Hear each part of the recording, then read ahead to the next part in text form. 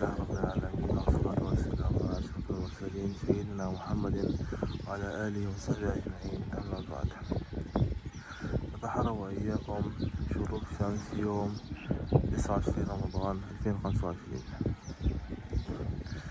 لكن كما وضح هو أمامكم الآن، الشمس محجوبة تماما عن الرؤية بسبب تكاثف الغيوم والانخفاض الجوي،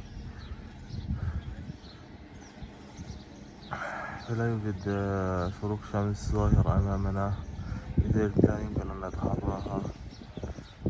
وهذا يدل على أنها ليست ليلة من ليالي ليلة القدر، وأن العلامة غير ظاهرة أساسا.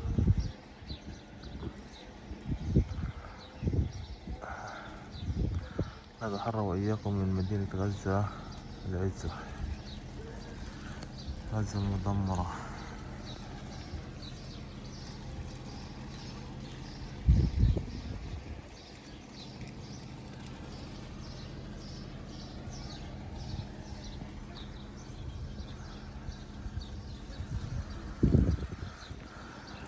نسأل اللهم الفرج بقائد أهل غزة، نسأل الله أن يطفئ نار هذه الحرب، وأن يفرج علينا هذا الكرب، وأن يأتي العيد وقد انتهت الحرب، اللهم آمين.